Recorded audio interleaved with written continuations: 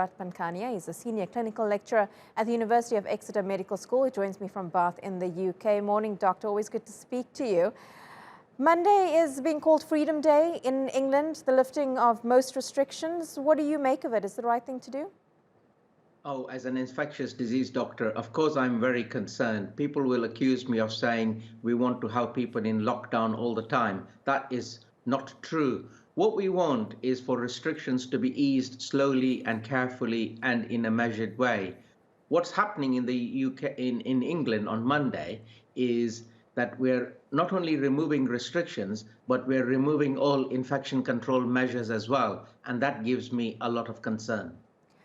What would you propose the government do, and what would your advice be to them and to those who are still concerned about possibly catching coronavirus?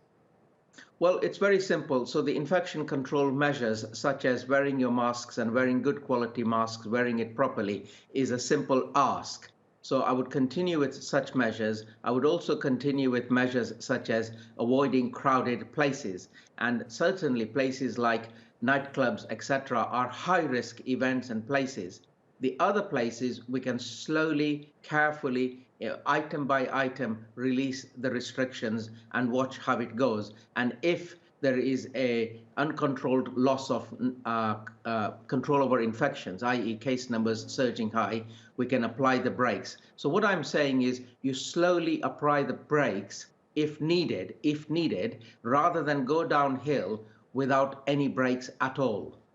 And do you think another step that the government may have to take is starting to vaccinate under 18s at this point?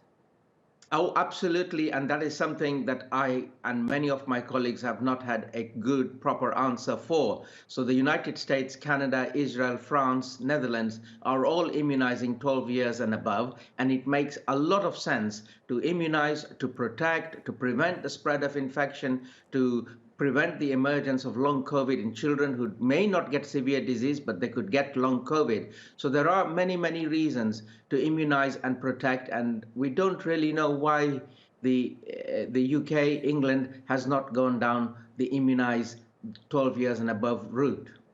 And one of the main concerns, not just for England, but many countries around the world at the moment, is the Delta variant and how contagious this variant is. Do you think that's the main reason we're seeing the numbers increase daily in the UK?